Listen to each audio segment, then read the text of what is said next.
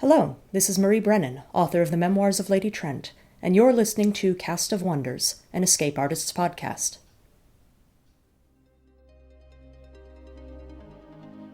This is Cast of Wonders, the young adult fiction podcast featuring stories of the fantastic. Welcome! Episode 255 for July 2nd, 2017. I'm your guest host this week, Sandra Odell. I've had the privilege of having two of my stories appear on Cast of Wonders, Episode 83, The Dictionary's Apprentice, and Episode 182, A Troll's Trade. You can also find more of my work at Pseudopod and Podcastle, or check out my website at www.writerodell.com. You can also find me on Twitter at WriterOdell. This week, we present Doors by Bonnie Jo Stufflebeam, originally published in Inner Zone, May-June 2015. Bonnie Jo Stufflebeam's fiction and poetry has appeared in magazines such as The Toast, Clarkesworld, Prism International, and Lightspeed. She holds an MFA in creative writing from the University of Southern Maine's Stone Coast program and curates the annual Arts and Words show in Fort Worth, Texas. She lives with her partner and two literarily named cats, Gimli and Don Quixote. You can visit her on Twitter at Bonnie Jo Stuffle or through her website, www.bonniejostufflebeam.com. Your narrator this week is none other than Marguerite Kenner. Marguerite is a native Californian who has forsaken sunny paradise to live with her true love in merry old England. She's frequently juggling plates or wearing so many hats that she needs two heads. When she's not grappling with legal conundrums as a commercial solicitor, lecturing, editing Casts of Wonders, or working behind the scenes as COO of Escape Artists, she can be found narrating audio fiction, studying popular culture, i.e. going to movies and playing video games, with her partner Alastair Stewart, or curling up with a really good book. You can follow her adventures on Twitter at Legal Valkyrie. And now we have a tale to tell.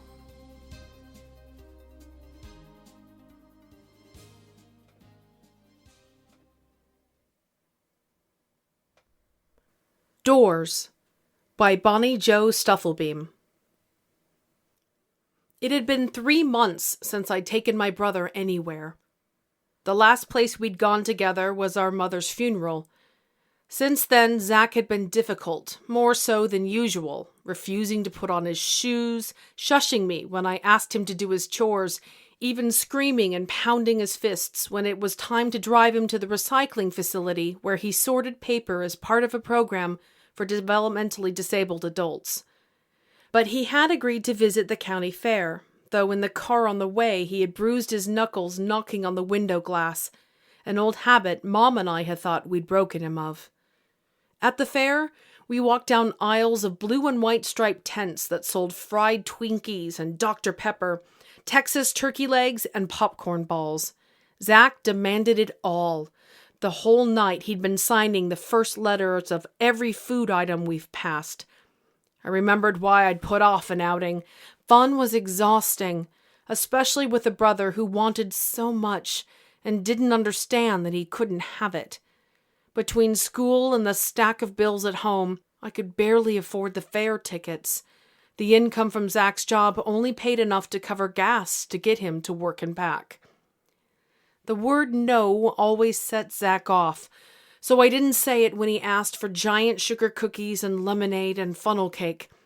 Instead, I walked in front of him, leading him through throngs of people, searching out booze with those magical words on display: complimentary, free.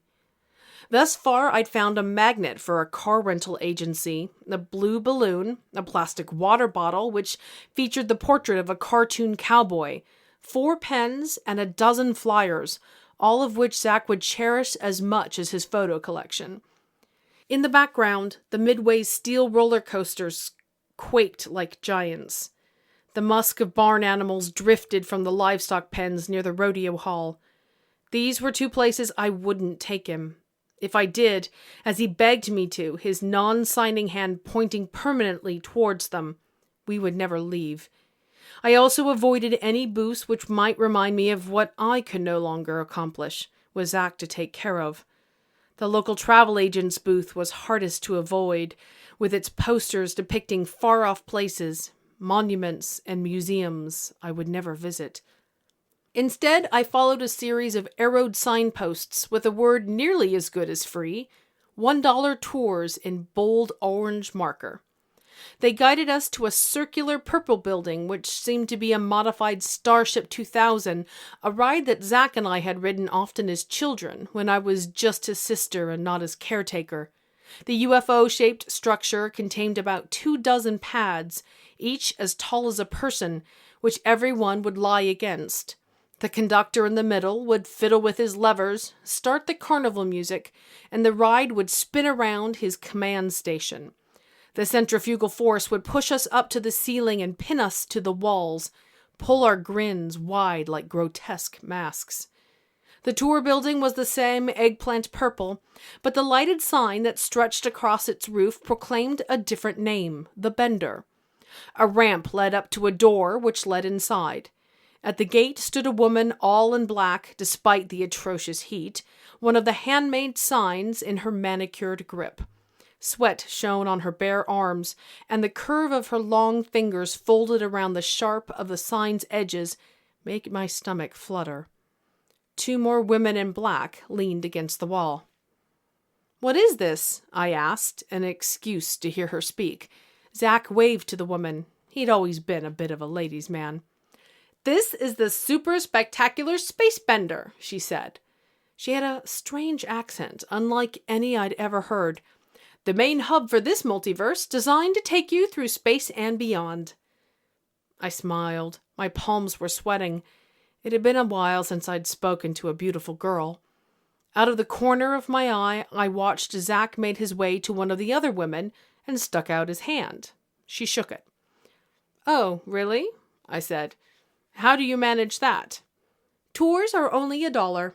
Questions will be answered at the end, though we make no guarantee as to truths or satisfactions, or even that the questions answered will be the questions you requested." In my wallet, I had exactly $5 bills. I handed her 2. Her fingers brushed mine as she took them, and called to Zack. When he wouldn't come, the woman he'd shaken hands with took his arm. People were always doing that, helping.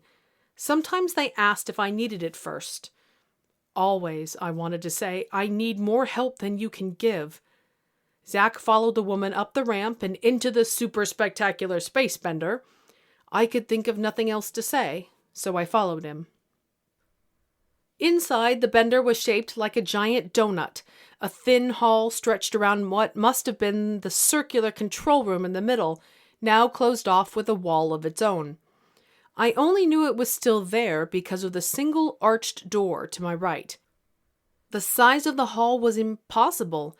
It seemed to stretch further inward than the outside suggested, but I chalked the optical illusion up to the red and white striped circus tent wallpaper, which made me dizzy. The pads that lined the Starship 2000 were gone. Instead, rectangular steel doors obscured the wall to my left, no more than 2 feet between each. The door we'd come through, lost in the repetition. The Bender smelled like sugar and sweaty children. I glanced down at the floor.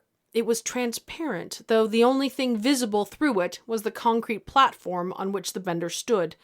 Kernels of popcorn had been smashed into the glass. "Look up," the woman who'd been holding the sign whispered into my ear, her breath hot. I did as she asked. The ceiling, too, was glass, and through it stars gleamed as if the light pollution of the fair didn't exist. "I know, right?" the woman said. She maneuvered her way to the front of the small crowd of 5, my brother and I included, and began to shout, "Ladies and gents, welcome! I would like to entreat all of you to wander these halls. Please do look in the windows of any doors you find, for as you see, there are many doors, and please feel free to speculate on the nature of what you see, though I can assure you, you will be wrong. But you must not open any door, no matter what you see inside. Many have been lost to the doors." Her words echoed through the vast hallway. I didn't see Zach or the woman he had been talking to. They'd managed to slip away down the hall. My sneakers squeaked against the glass floor as I searched for them. When I could still see only darkness ahead, no sign of my brother, I leaned over to peer through a round porthole window in one of the doors that should have led back outside. I couldn't quite believe what was behind it. Men and women in suits stood around with cocktails in their hands. Off to the only corner of the room I could see, ravenous party guests surrounded a table of hors d'oeuvres. But the room couldn't exist. There wasn't enough space for a large party room. There wasn't space for any room. "What the?" I said out loud. But before my question could be answered, I spotted Zach walking through the crowd behind the window, holding a plate of cakes. Damn it, I thought. That's what I get for being distracted. I tried the knob. To my surprise, it turned. I entered the room and shut the door behind me. I shuffled through the crowd. I thought I saw Zach's shoulder, but when I touched it, the man who turned to face me wasn't him. I darted about, searching, but he was nowhere to be found. "Have you seen my brother?" I asked people. "Have you seen a guy with Down syndrome? Doesn't talk?" One woman nodded, pointed. I followed her lead. The room was too big, and I didn't understand how Zach could move so quickly. Normally he was slow, always glancing back as he walked, doubled, then triple-checking like a tick. A glitch in the matrix, our father once called it, before he packed up and left one day at Mom's request, promising to return once she had changed her mind. We were younger. His leaving didn't mean I would be saddled with all the responsibility of a parent. We still had Mom back then. For a moment, and I swear it was brief, I stopped. I didn't want to find him. I thought about what the woman had said, lost through the doors, and it sounded like a way out. I could save all my money, see the world like I'd always planned. But then I remembered my brother, how no one here would know his name, and I kept on. Finally, I glimpsed what appeared to be the back of his dark mop of hair near the far wall. I hurried to him and placed my hand on his shoulder. As I did, I realized it was too high to be Zach's shoulder, and then the man turned. It was our father. Wrinkles bordered his eyes, and his hair was white and gray. We had never gotten to see him that way. The couple he'd been talking to went on talking, so he and I were left staring at one another. My father's lips pursed tight. In his hand he held a glass of amber liquid. "What are you doing here, Nicky?" he asked. "Why are you here?" I said, stumbling over words. He rolled his eyes. "That's a stupid question if I ever heard one. I'm not allowed to have a party in my own apartment? Are you the party police now?" "You're not gone," I said. "Oh, for God's sake! You really are your mother's daughter. So dramatic." He shrugged my hand off his shoulder. "Did you come to apologize?" Suddenly, I didn't care why or how he was back or what this life was behind the door. I wrapped my arms around his neck and hugged him tight. The liquor sloshed in his glass and wet a spot on my shirt, cold through the cotton. "It's been so long," I said. "Don't cry, please. Don't cry. You don't have to say it," he said. "Zach," I said, "where is he?" My father scowled. "In his room, I hope. I asked him to stay there. He was getting belligerent, upset at all these people, I suspect." "You did? But wasn't he happy to see you?" "For God's sake, if you want to raise him, go right ahead." As if it had all been solved, all questions answered, all apologies for invented crimes assuaged, our father stormed into the crowd. I decided to seek out Zach. At least I could judge the situation by Zach's reaction. I went down the first hall I reached, trying each door I passed. The first was a bathroom, occupied. The second a closet. Zach's was the third. I found him on the bed with his plate of cake behind him, though he wasn't eating. Instead, he peered down at the floor, shaking his head, one finger twisting in the air as if he were trying to point, but couldn't quite make the fingers work right. His common expression of anger. "Hey, buddy," I said as I sat down beside him. "How's that cake?" He didn't look up right away, but when he did, I realized that the area around his eye was bruised black. Immediately, my hands went to touch it to make sure it was real, but he jerked away. "Who did this to you?" I asked. He grunted. He wouldn't know how to answer. Descriptions of people beyond boy and girl and hat were difficult for him. "Did you see Dad?" I asked, hoping to calm him. As soon as Dad escaped my mouth, he was off, screaming shrill and violent as he slapped his hands against his thighs. At first I chalked this reaction up to Dad being back, which was confusing even for me. Then I remembered that I'd passed beyond the door. The words had been right there in that woman's mouth, the main hub for this multiverse, designed to take you through space and beyond. If that meant what I thought it could mean, I'd read about the multiverse once, freshman year, a time of mind-altering trips down strange ideas lane. Then Zach and I might have gone through a door into a place where our father had never disappeared. Or maybe I was crazy. It could also be a dream, but one glance at Zach and his black eye told me it wasn't. It was too real for that. "Listen to me, Zach. Did Dad do that to you?" I asked. "Your eye." Zach stared at me, but he didn't respond. "Yes or no?" I said. He shook his fist up and down. "Yes." A cold wave spread through my body. I grabbed Zach's hand and tried to pull him from the bed, but he was heavy and unwilling to follow me. "Be right back," I told him. "I'm going to get help." To get him to move, I would need the help of a beautiful woman. I moved through the party, trying to avoid the eyes of guests whose unknown intentions now frightened me. I didn't trust anyone here. I ran, searching for the door. When I finally found it, I jerked it open and tumbled back into the Benders' rank hall. It was empty, and the circus tent wallpaper seemed to pulse in the light which flickered from elephant-shaped wall sconces. I hadn't seen them earlier, but they were dust-covered and faded, as if they'd been here for years. I bent down to rest my hands on my knees. The floor no longer revealed the industrial platform it had been.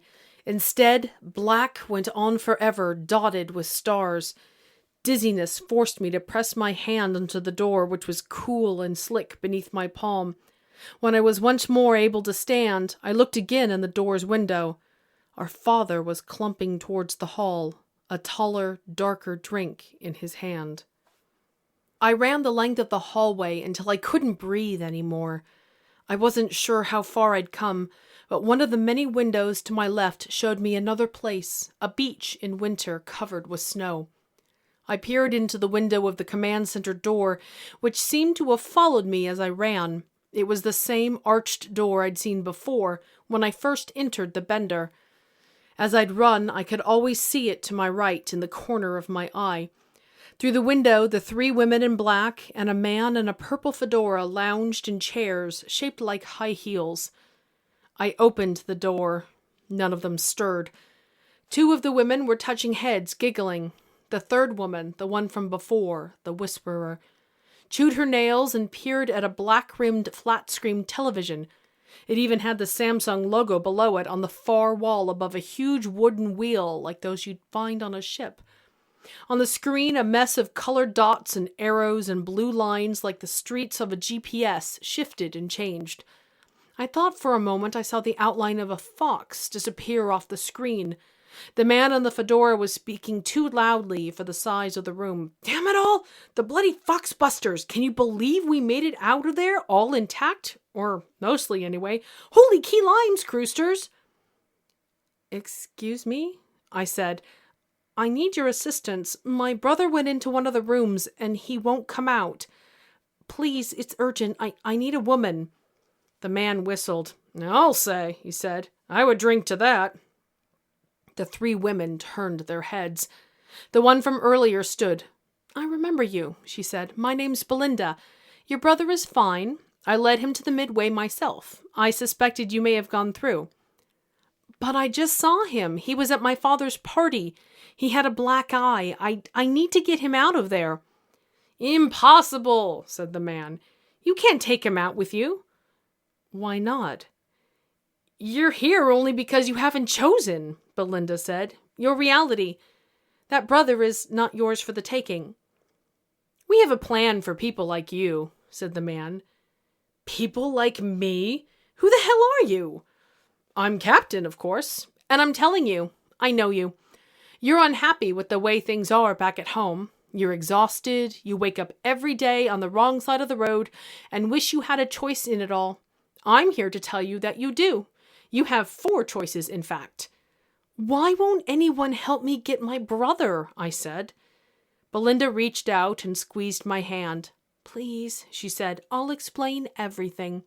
She turned to the man. Captain, don't you have some piloting to do? I'm afraid we're quite off course. Belinda led me from the room so we could speak without distracting Captain, she said. She asked me to sit with her on the glass floor. I did, though I tried my hardest not to glance down. Don't you worry, she said. You get used to feeling like you're falling all the time. This is what she told me then. The Bender was indeed the hub for the multiverse. I was smart, she said, to figure that out. Never mind that she had flat out told me.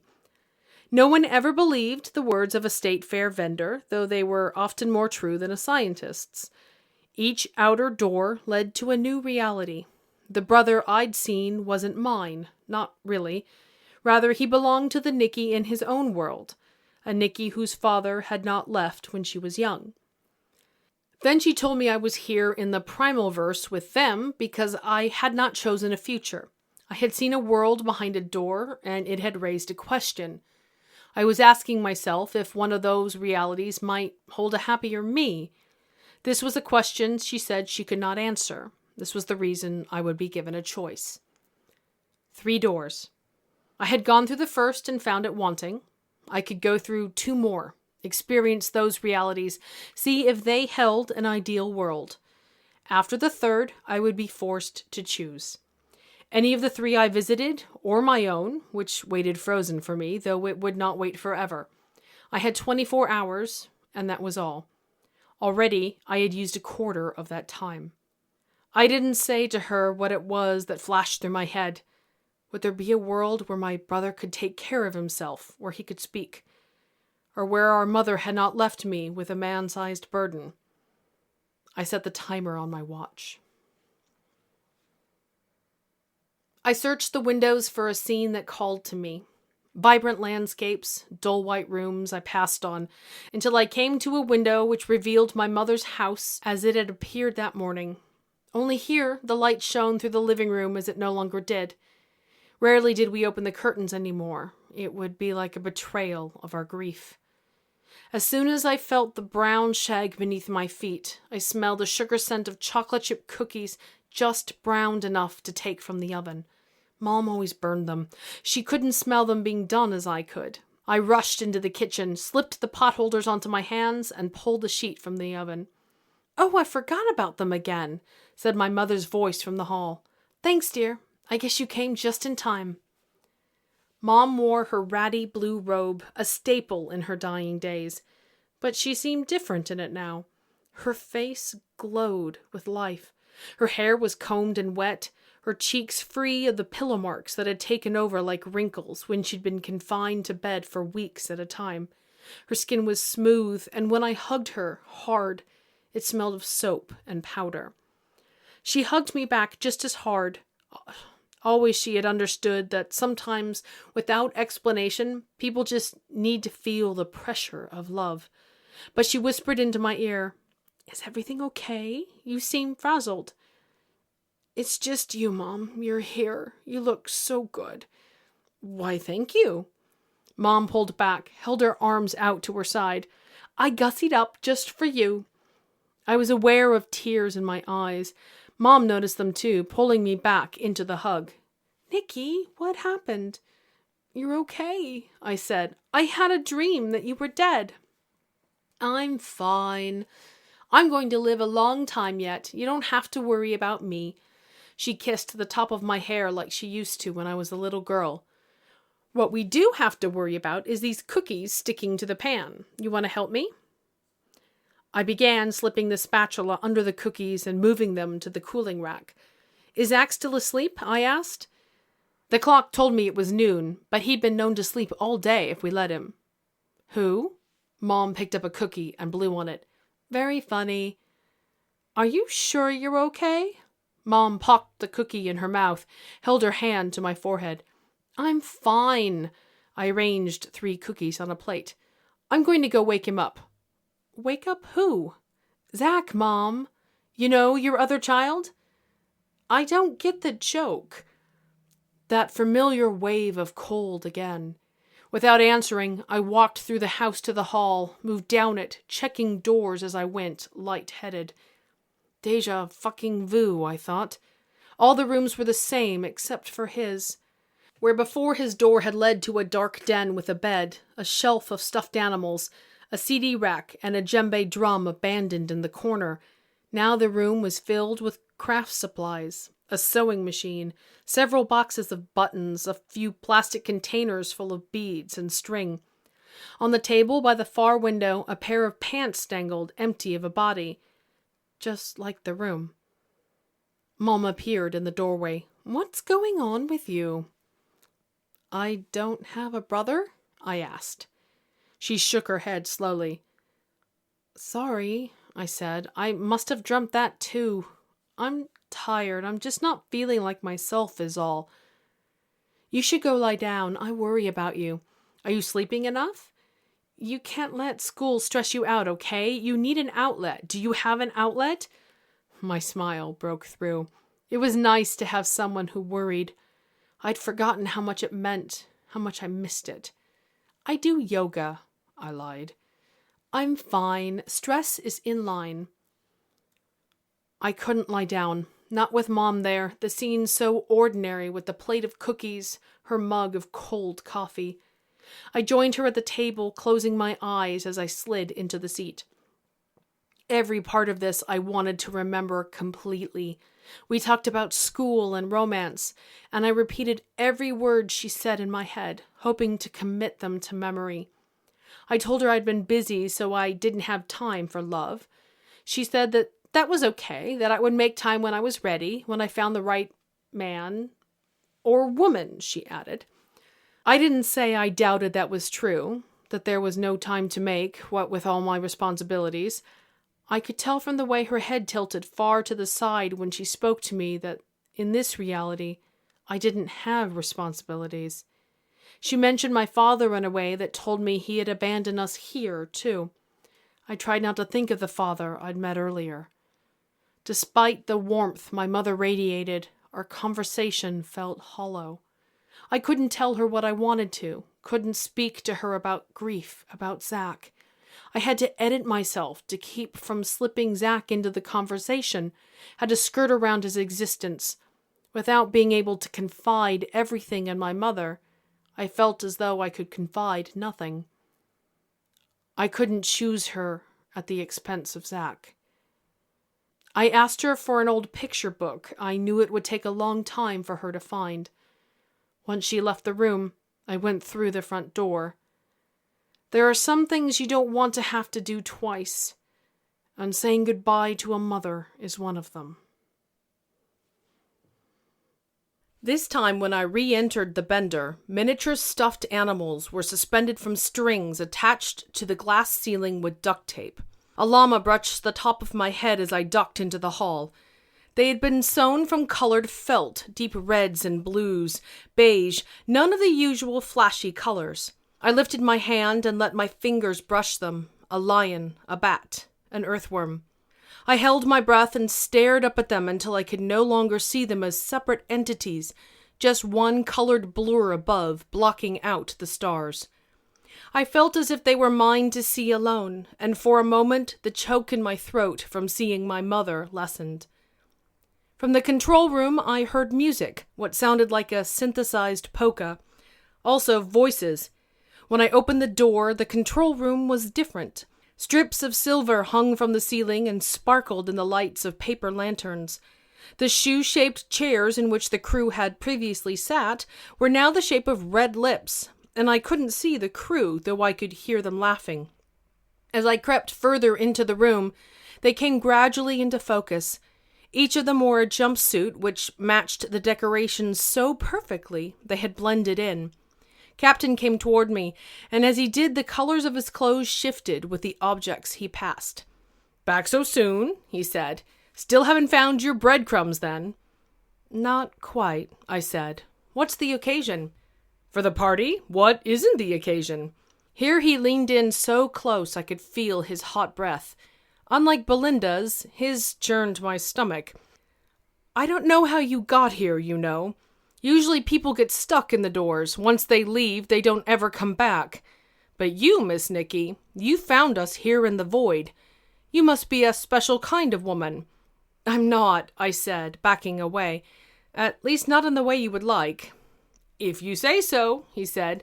"Would you like a wink of wing juice? The bottle says toxic, but we think that just means enjoy in moderation."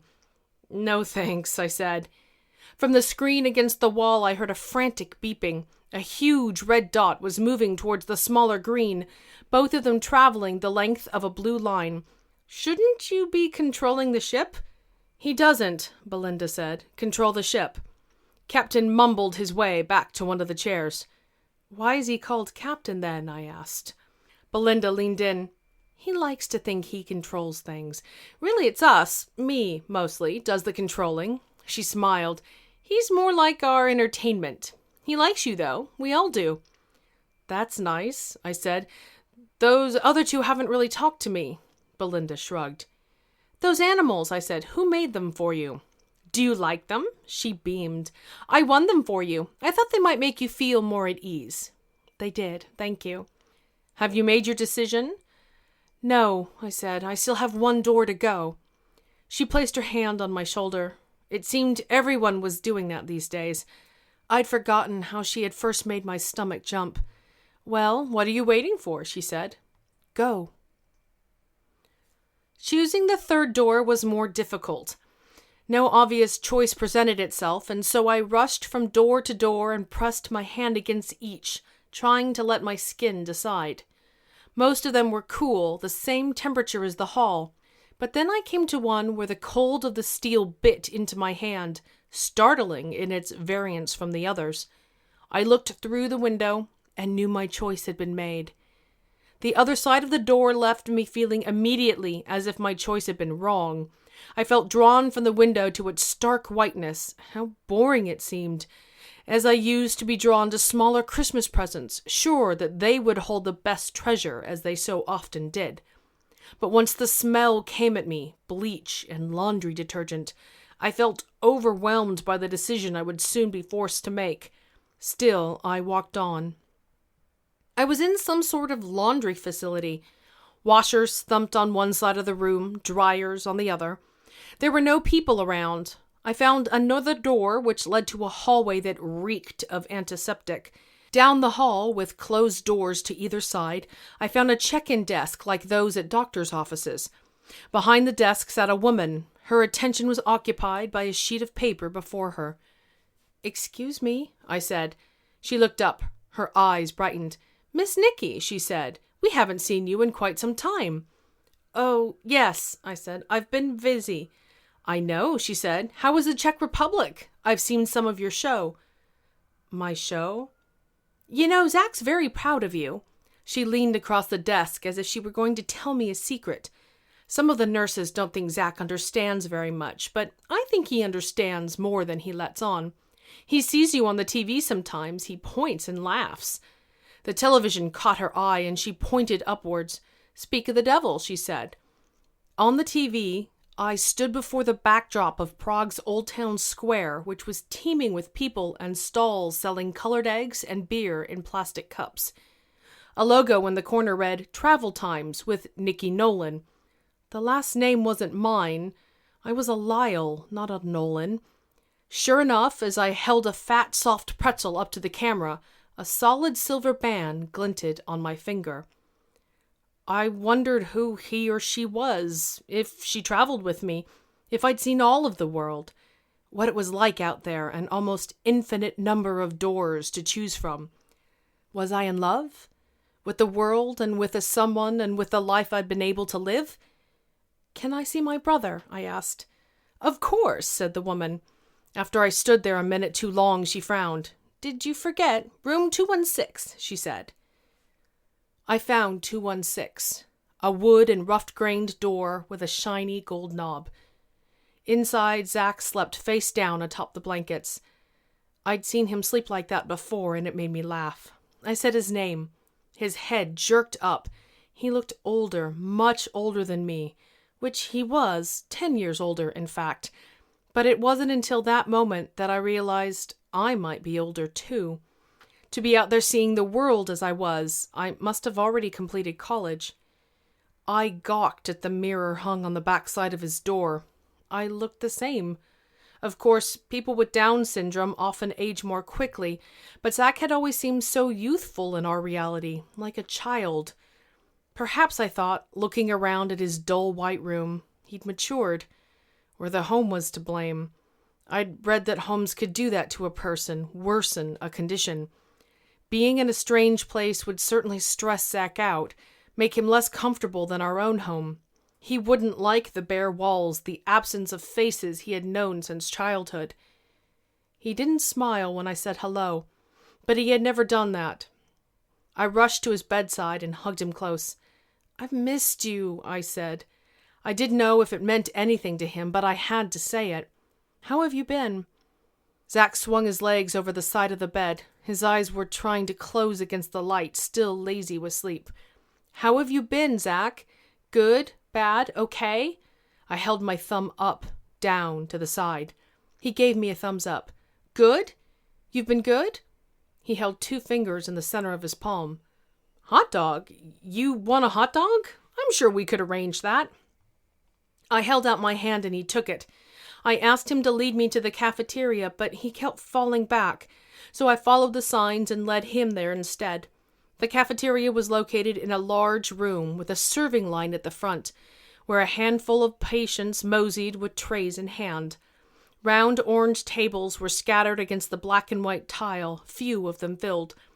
Zack and I waited through the line, and though there were no hot dogs, there were hamburgers, which we both ordered plain, with ketchup only. I always used to forget that he didn't like vegetables on his sandwiches, but it seemed important that I remember, at least this once. He sat at a table near the back and ate. He repeated the hot dog sign a couple of times, so I had to point at his burger, sweep my hand down in an L, later. Later was another one of the words Zack hated. He shook his head, uttered his guttural, "No." "It's okay, Zack. Be happy, okay?" And it was true, it was okay. There I was, watching him eat his burger, and it had only been less than 24 hours. I glanced at my watch, 22 hours, in fact. But it felt like weeks. "How long have I left you here?" I asked, my voice shaking. He didn't answer, and I didn't want him to. I knew it had been a long time, regardless that I still looked the same age, and he's so much older. But despite the graying hair, he still had the same tics, the same contempt for words, the same demands for the same foods. It was me who was really different. It was the smallest of changes, but it was significant. I couldn't live in a world where my life hadn't included my brother, despite him being happy, despite my own apparent happiness. There had to be some way to see the world and take care of my brother, some way to make it work. I kissed the top of his hair. It smelled of oil and eucalyptus shampoo, his favorite back at home, too. I couldn't say I was sorry. That word, too, was forbidden. Instead, I thought it, tried to make him know it from the way my eyes met his. He kept eating his fries. I backed out of the cafeteria, and once hidden from his view, I ran through the halls, back to the laundry room door, slipping on the white tile. I burst through the door, back into the bender. Belinda was waiting in the hall. Her jumpsuit shone purple in the light. She looked at her watch as I emerged. "Cutting it close," she said. 40 minutes left. Have you decided?" I nodded. "Well, hold it a bit longer. I have a proposition for you." She took my hand. Together we entered the control room through the arched door. Captain was in a corner of the room, which now displayed the same striped wallpaper as the hall. The other women weren't around. Without music or Captain blaring, I could make out the intermittent whir of an engine in the walls. Does Captain do anything but goof off? He makes a mad orange scone, Belinda said, and his party tricks are to die for. He does this thing with an apple and a mouse, absolutely brilliant, though it does take some doing to find a suitable rodent. She stopped before the screen, pointed upward. Her other hand, soft and sweaty, squeezed mine. I tilted my head, and a giant ball of blue-green pulsated before me, waves of light snaking like tentacles from its center. It was so beautiful my breath left me. I raised my hands to the top of my head. "I want you," she said, "to stay with us." I looked back to her. She too was beautiful, though I hadn't really noticed just how beautiful. I had trained myself not to fully notice things like that. Too little time to stop and consider faces, lips. Hers were right in front of me, as if she was daring me to notice them, full and pink, curved up at the ends in a mysterious smile. I kissed her because I could. "Is that a yes?" she asked when we parted. "Wait, don't answer." She turned to the screen, keyed in some letters and numbers, hit the red button. "Look at this first. A complete map of this place, this primal verse. We can show you so much." On the screen, new dots winked and rotated. Upon closer inspection, I saw that 5 of the dots were shaped like ships. They drifted around in the void. "What are those other ships?" I asked. "Other hubs, for other universes, where you don't exist, where you don't have to worry at all about family, about any of it. The craziest stuff you've ever seen lurks behind the doors in those ships. I can take you there. We can travel them together. I'm due for a vacation, after all." "How many?" "Hundreds. This map is just the edge." The desert was nothing compared to this. Belinda's hand was still in mine, and her lips had left the taste of salt. It made me thirsty. The intersecting colors on the screen resembled a piece of modern art you might see in a famous gallery, obscure and inspiring. Just watching it made my mind race. There's a difference between imagining love from a ring on a finger and feeling it right in front of you, an arm's reach away. But there was no way to tear myself in two, to be both the people I wanted to be. I shook my head, slowly at first, then faster. "No," I said. "I don't think I can." "He's safe," Belinda said. "We can make him safe for you. But you can't ever go back there. You can't enter any of these doors again, not in this hub." "You want me to give up my home? Trade your home for hundreds of others." There was a woman's hand in mine, the soft warmth of skin I haven't felt in 2 years now, ever since Mom got sick. What would it be like, I wondered, to have someone to hold on to? I looked down at our clasped hands. The timer blinked on my wrist. 20 minutes, it read. I felt my heart speed. What if I just stayed here, right until the end, made my decision at the last minute, waited until my heart was beating so fast I couldn't stand it anymore? But I wouldn't. I couldn't. I would regret even this hesitation. I let go of her hand. I glanced around the control room once more, but I didn't look at the screen. I didn't look at the floor or the ceiling. I looked at the dizzying walls, at the sleeping captain. I didn't look at Belinda. As I turned, I felt her hand, for a moment, enter my pocket like she was trying to hold me back. I jerked myself away and continued through the door, walked down the hall. All the doors appeared the same, and for a panicked moment I wondered how I would be able to recognize it. There wasn't time to peer through each and every window. But then I felt it, the sweltering heat of Texas drifting through the air-conditioned building. I looked through the window at fairgoers paused, frozen, as they pushed towards promises of life-changing visions and best value makeovers. A woman stood before the bender, brows pinched in confusion, her mouth open, as if she'd been speaking to the invisible space where, an instant before, Belinda had stood. I exited. Down the ramp I ran, across the paths, kicking dirt up into my mouth, zigzagging through the immobile mob. The bright lights of the Midway arched before me until I stood beneath them. The timer on my watch told me I had 5 minutes to go. I didn't want Zach to be without me any longer. I didn't want to be without him. I knew where he would have gone, the roller coaster. The line was long, but I spotted him toward the back. I ducked under the queue rope and stood beside him, his hands straight down by his sides, the fanny pack he always wore loose around his waist, his bright green shoes tied tight. He was half smiling. That would change once he'd realized I'd returned. He'd be even angrier when he realized he needed 10 tickets to ride the coaster. But right now, he was the brother he'd been when we were little, and we played Uno together or camped in our backyard, pretending our parents were a distant memory. We didn't have to pretend anymore, and it wasn't like we thought it would be then, endless cookies and late nights. When we get home, I thought, I'll make you cookies. I leaned over and kissed him on the forehead. He would never let me do that. With 2 minutes left, I put my hand into my pocket, feeling something there, and pulled out a sheet of bright red tickets. I recalled the weight of Belinda's hand. I grinned. I reached down and slipped the tickets into Zach's open palm, closed his fist around them. Then I ducked back under the rope, looked him over one more time, and went around to the exit. There I would wait for him, to rouse, to ride, to go home.